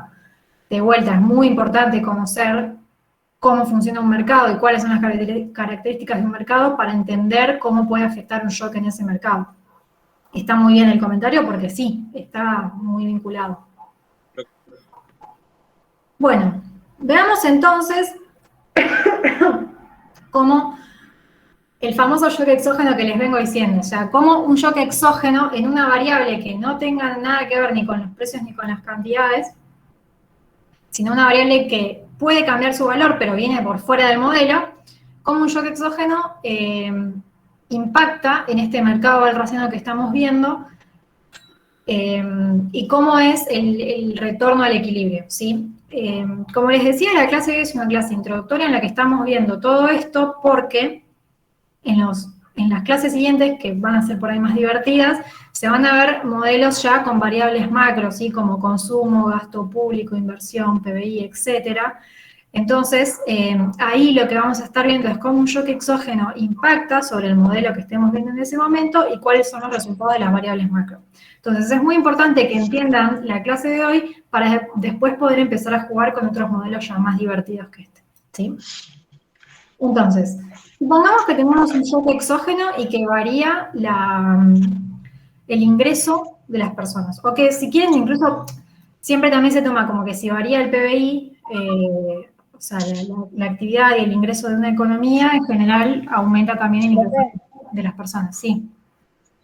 ¿Podés poner pantalla completa? Porque estoy con el celu y soy medio miope, no veo bien. No, ahí está, perdón, no me di cuenta. Bueno, entonces, tenemos un shock exógeno, es una variación del ingreso, por ejemplo, que lo vamos a representar con esta Y. Si varía el ingreso de las personas, ¿cómo impacta esta variación en el modelo? Eso lo vamos a saber si conocemos las ecuaciones de comportamiento, ¿sí? O sea, para ustedes conocer cuál va a ser el impacto de este shock exógeno, además del sentido común, necesitan conocer las ecuaciones del modelo. En realidad, más que sentido común, tienen que ver las ecuaciones. Volvamos a esta ecuación, que es la ecuación de comportamiento de la demanda. ¿Qué pasa si... bueno, acá no está definida la relación, pero acá sí usamos el sentido común. Matemáticamente debería estar definida la relación entre el ingreso y las demandas, si esto aparece sumando o restando. En este caso simplemente estamos listando cuáles son las variables que impactan en la demanda y listo. Pero, ¿qué les parece? Si aumenta el ingreso, ¿qué va a pasar con las cantidades demandadas? Aumenta también.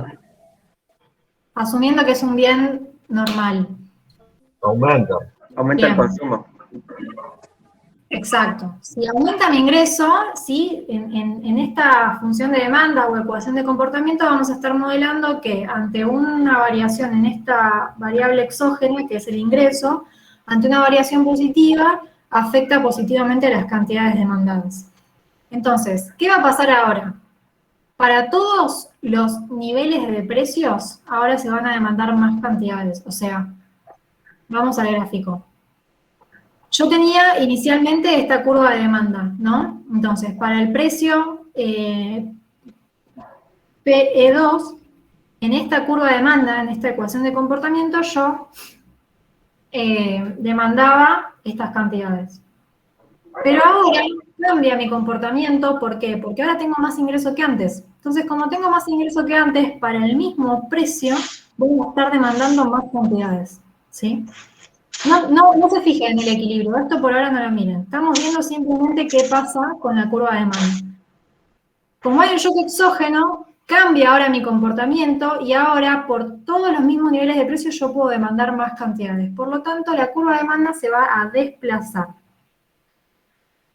Comentario importante, que lo había comentado el compañero, se los vuelvo a repetir.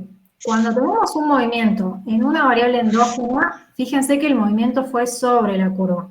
Pero cuando aparece un shock exógeno, fíjense que la curva se desplaza, ¿sí? Porque ahora está cambiando el comportamiento de las personas, porque cambió una de las variables exógenas que determinaban ese comportamiento. Como cambió la variable exógena, ¿hay alguien desmuteado? Si se puede mutear, por favor.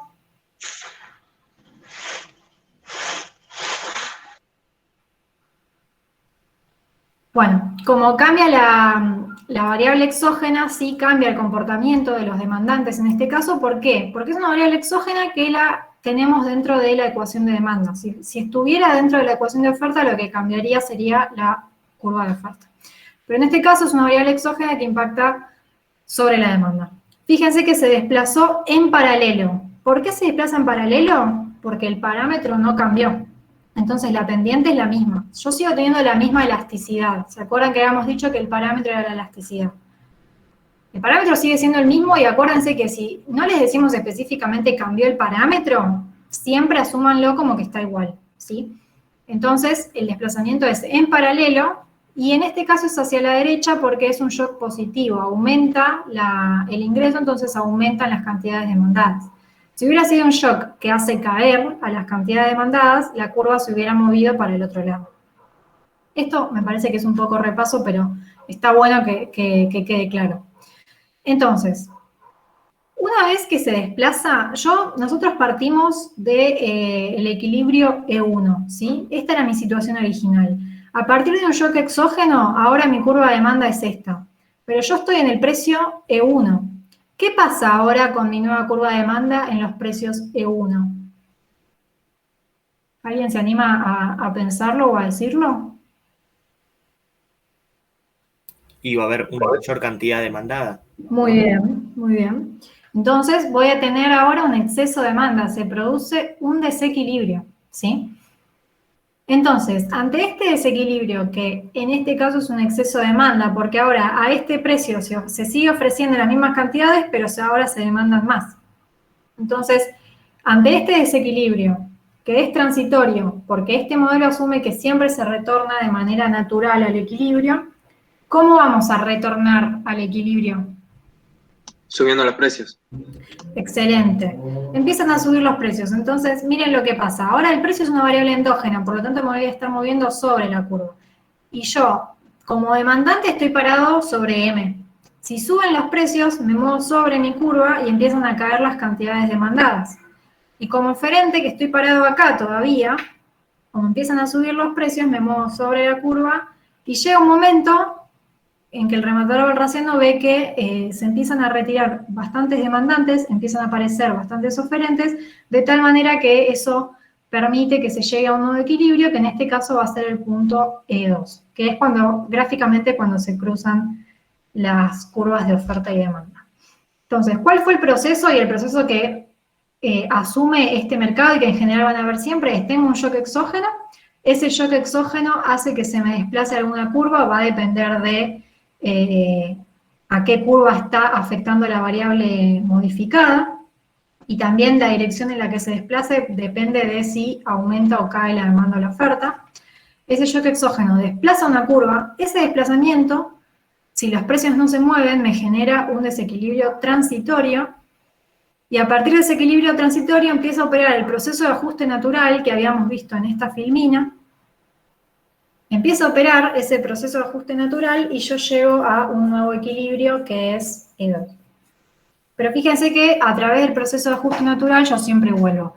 Y tengan en la cabeza las leyes de ajuste natural. Si tengo un exceso de demanda, retorno al equilibrio a través de suba de precios. Si tengo un exceso de oferta, retorno al equilibrio a través de baja de precios. Bien, ¿hasta acá estamos? Sí, profe, yo no entendí igual las flechas de abajo. O sea, lo que está abajo de shock exógeno, desplazamiento a una curva. Ah, bueno. Sí, esto es notación, se las explico. Buena pregunta.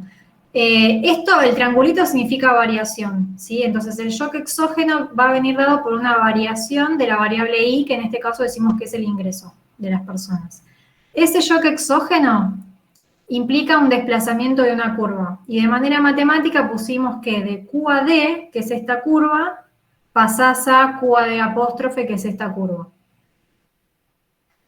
O sea, una cosa importante, fíjate que esto acá matemático está abajo siempre de la palabrita más clara. Entonces, el desplazamiento de curva lo mostramos de esta manera, que pasás de Q a D apóstrofe. El desequilibrio transitorio es que como se te mueve la curva de demanda, tenés un exceso de demanda de bienes, ¿sí? Y pasaste de QDE, antes demandabas las cantidades en este punto D, a QDM, que es este punto. No está marcado acá QDM, pero fíjate que el punto M son tus cantidades demandadas en M. Entonces, pasaste de estar demandando en este punto a estar demandando en este. Eso te generó exceso de demanda de bienes. Se produce por este desequilibrio transitorio un proceso de ajuste natural. ¿Cómo es ese proceso de ajuste natural? A través de la suba de precios. Y con eso llegas al nuevo equilibrio, que es E2. Es más que nada notación, que seguro con el correr de las clases por ahí va a quedar. Profe, una consulta, capaz ya lo dijo usted, pero ¿cuál es la relación entre el punto M, que es el precio de desequilibrio, y N? El N no lo entiendo. Sí, en realidad en este shock puntual, no sé por qué está esa N ahí, porque no opera. Bueno, igual, sí, perdón, está buena la N, ahora que lo pienso, para decir lo siguiente. Si las cantidades a este punto M donde se demandan estas cantidades, ¿sí? Para que la oferta sea igual a las cantidades demandadas, el precio tendría que ser el que coincide con este punto N. Es simplemente entender el gráfico. A los fines del shock que les acabo de explicar, nunca estás en este punto N, que eso no te confunda. O sea, el shock es, estás acá, la mayor demanda te lleva a que en la curva de demanda te pares acá y en la de oferta acá, y después subís a través de la suba de precios, ¿sí? O sea, el shock es como este triángulo.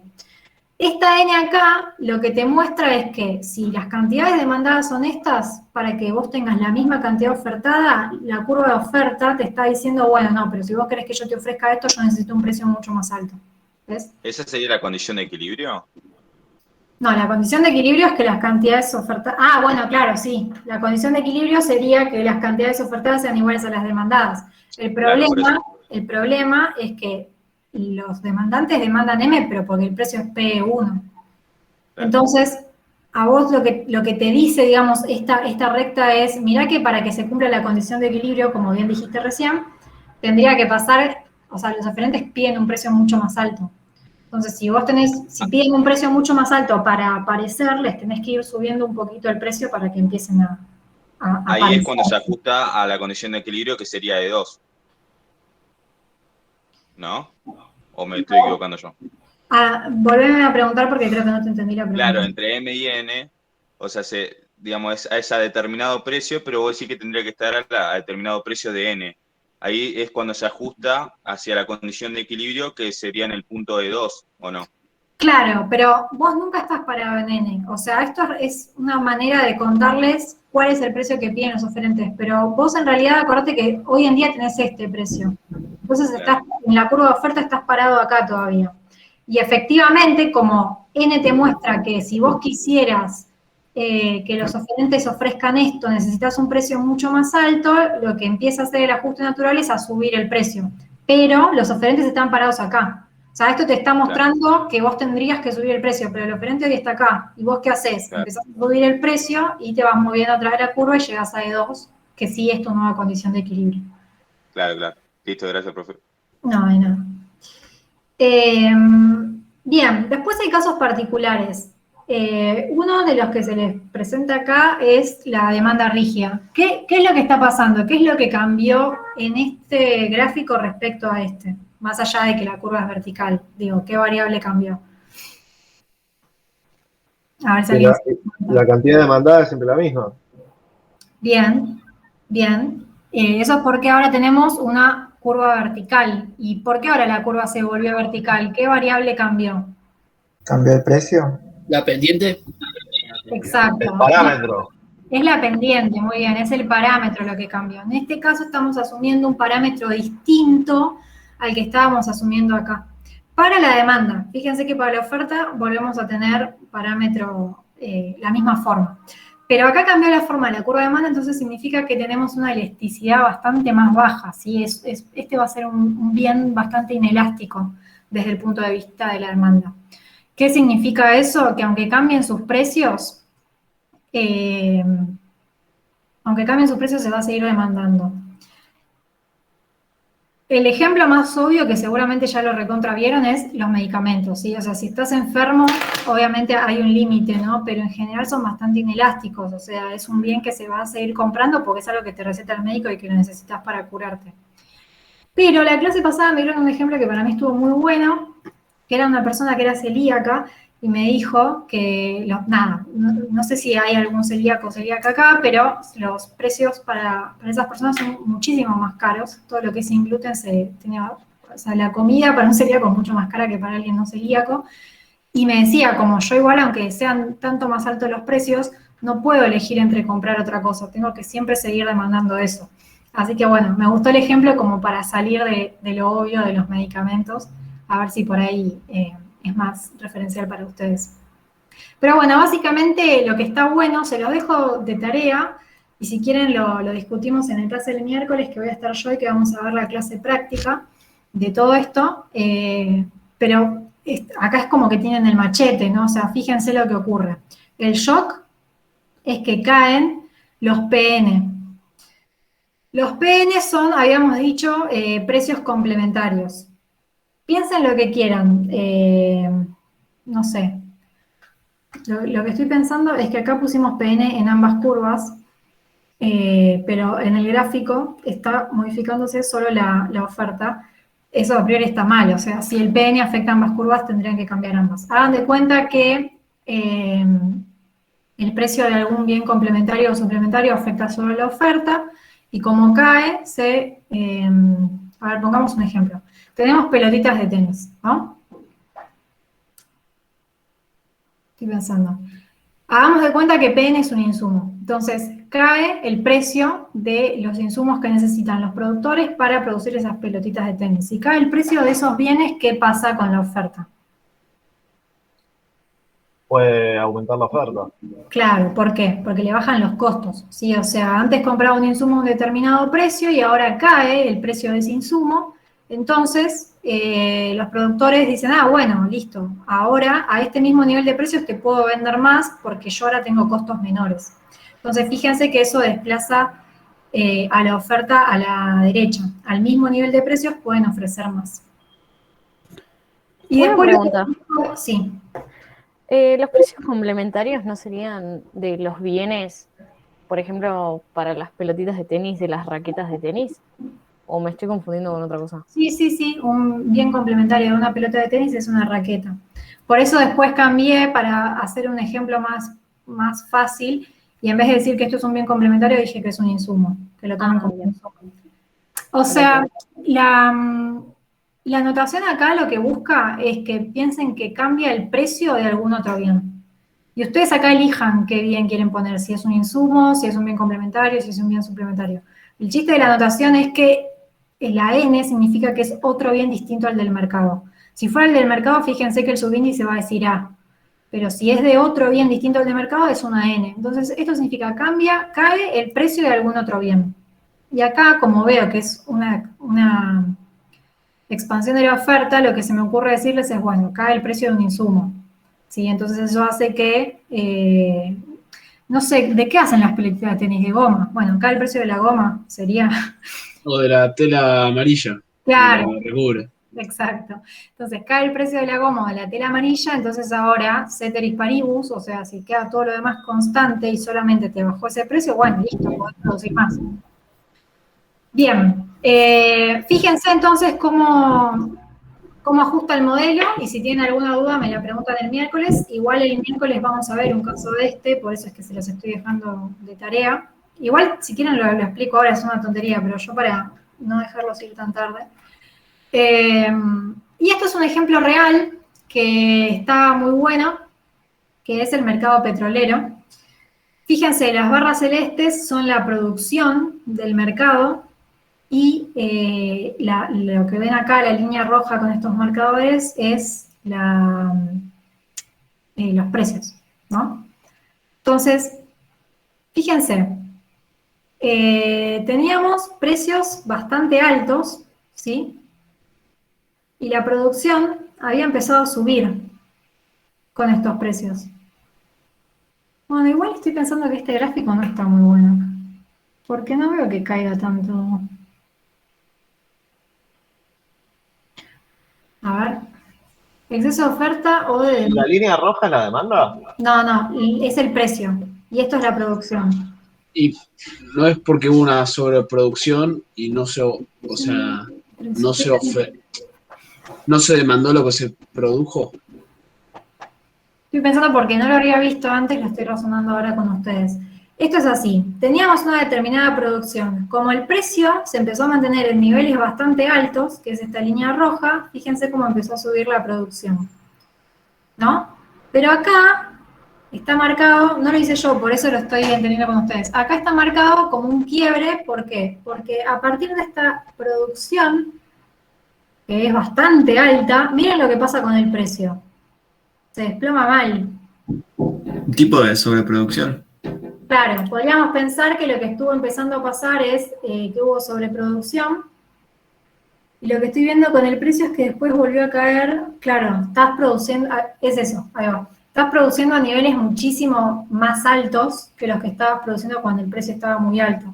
se empezó a producir mucho, incluso en términos históricos aparecieron un montón de nuevos países, tipo Estados Unidos empezó a producir muchísimo más petróleo que antes también, y hay varios que, con todo lo del shale gas y cosas así, aumentaron mucho la producción, por lo tanto empezó a haber una producción mundial mucho más alta que antes, lo que hizo que fíjense en dónde quedó el precio del barril de petróleo, se ubicó muchísimo más abajo que en 2013.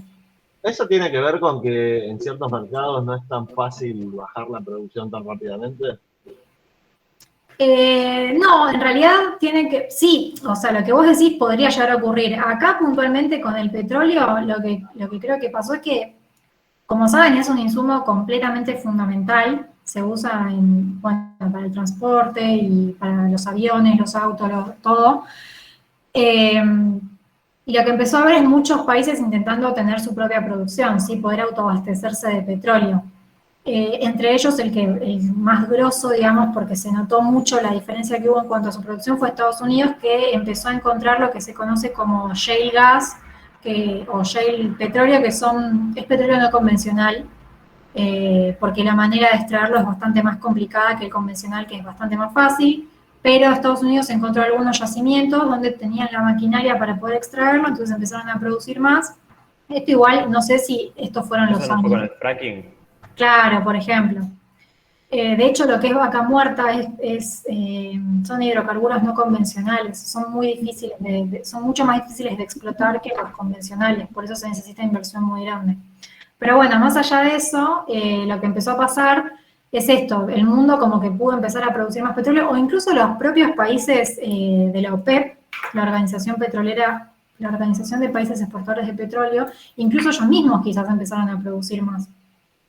Y eso, si quieren, después lo charlamos otro día, pero saben que la OPEP muchas veces a lo largo de la historia se ha reunido para decidir reducir su producción de petróleo para que suba el precio internacional del petróleo. Es como un cártel de países que producen petróleo que juegan muchísimo con cuánto van a producir para justamente tocar el precio internacional. Y sin ir más lejos, antes de que estallara el problema del COVID, de la pandemia, justamente creo que era Arabia Saudita y Rusia no se estaban poniendo de acuerdo. Arabia Saudita quería reducir la producción, Rusia no.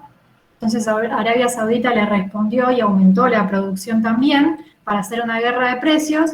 Y claro, empezaron a aumentar la producción, aparece el COVID, se desploma la demanda de petróleo y no sé si se acuerdan lo que pasó con el precio del petróleo. Si no se acuerdan, llegó a cero. Llegó casi a cero, en los futuros a cotizar en negativo, y los que habían comprado petróleo ahora te pagaban para que sacárselo de encima porque no valía nada, tenerlo era caro. Entonces, bueno, fíjense, ¿no? Cómo la demanda y la oferta en los mercados mundiales también juegan roles cruciales y en un insumo tan importante como es el petróleo. Bueno, ¿Los nuevos países exportadores de petróleo, qué sería una variable exógena? ¿Cómo? Volví a empezar porque no te escuché. Los nuevos países exportadores de petróleo como Estados Unidos, ¿qué sería una variable exógena? Ah, sí, ¿No? está bien pensado. Podría ser como aparece un nuevo país que produce y es un shock exógeno en el mercado que afecta a la oferta. Y hay más oferta. Perfecto, muy bien pensado. Entonces, exceso de oferta te hace caer el precio, que es lo que estaríamos viendo. Entonces, esa baja de precios se produjo debido a la guerra de producción entre países, básicamente. Históricamente hablando, no te quiero mentir porque tendría que ver puntualmente qué pasó en 2013. No, miento, acá tendría que ver qué pasó. Pero podría ser, una causa. Sí, desde ya, claro, totalmente. No sé puntualmente qué pasó acá, pero justamente lo que estamos charlando, por ejemplo, les puse el caso de lo que pasó con la pandemia, que además de que se desplomó de una manera brutal la demanda, justo los países no se ponían de acuerdo y estaba muy inundado de petróleo el mercado. Entonces tenía mucha oferta y nula demanda, el precio murió, digamos. Pero sí, está muy bien. No me acuerdo puntualmente qué pasó acá, honestamente, pero lo que trata de mostrarnos el gráfico, que un compañero rápidamente dijo sobre producción, es esto. Fíjate cómo el precio alto hace que los productores quieran producir más, pero llega un momento que tanta producción termina como por afectar al precio. Digo, sin saber ninguna historia, a priori lo que podés deducir de este gráfico es eso. Después uno agarra un libro y lee qué pasó efectivamente. Como que Es se una guerra de saturó el precios, mercado, ¿no? básicamente. Ay, perdón, hablaron los dos. Primero uno y después el otro y le respondo. No, Yo que dije decía que es una guerra de precios. No, dale vos, Es una dale guerra de vos, precios, sí. básicamente. Lo que pasó con Arabia Saudita y Rusia en su momento, sí, que Arabia Saudita, como Rusia no quería bajar la producción, le respondió al revés y le dijo, bueno, listo, yo también produzco y que muera el precio. Eso es una guerra de precios, pero no necesariamente se da por guerras de precios, puede pasar. ¿Y el compañero que había dicho? No, que se nota como que se saturó el mercado ahí. Claro, tal cual, exactamente. Bueno, siendo las 3 menos 10 del sábado, me parece que ya es hora de dejarlos disfrutar el fin de semana. Y si no tienen ninguna otra duda, si no me quedo contestando dudas, obviamente. Emanuel pregunta si tengo el cronograma. Está subido al campus. ¿Lo pudieron ver o no está? A ver. No está subido. O no lo vimos. Ahí se encuentra. Bueno, entonces le pregunto a Sin y le pido que lo subamos, ¿vale? Ella les dijo que lo iba a subir, Dale, no hizo ninguna mención. Sí, supuestamente le iba a subir ayer, pero se habrá olvidado. Bueno, yo ahora le digo que lo suba, que lo estaban pidiendo. ¿Y de casualidad la filmina anterior estará? ¿Qué dio ciclo y tendencia? Sí. ¿Sabes qué? Me da la sensación que todavía no subió nada, porque ella en general La mandaron por el grupo de WhatsApp. Está en notas de cátedra. En vez de estar en clases PowerPoint, está en notas de cátedra. Me parece que Es una parecida, es una que es parecida, pero no es la misma. Un comentario importante, actualizado. un comentario importante antes de que se vayan, que me olvidé decirles. La Biblia de hoy, si quieren, es la nota de cátedra número 2, que van a ver que es súper fácil de leer y que yo adapté la clase un montón a esa nota, entonces les va a resultar parecido. Digo, por si quieren tener como algo más estructurado, una lectura dura solo 8 hojas. Bueno, entonces le digo a Sin que le suba el cronograma, que le suba las filminas de la clase pasada, que aparentemente ya están porque alguien las tenía. ¿Y alguna otra pregunta más? Me pidieron mail para consultas. Les voy a pasar el mío porque la verdad que el que está en el campus no lo miro nunca y si me escriben ahí no les voy a contestar. Bueno, ¿alguna otra duda? Ahí se los escribí en el chat, el mail. Bueno, bárbaro. Entonces, hasta la próxima. La próxima clase nos vemos. Bueno, profe, Dale, profe, gracias. Chao, profe, buen fin de. Buen fin de. Adiós.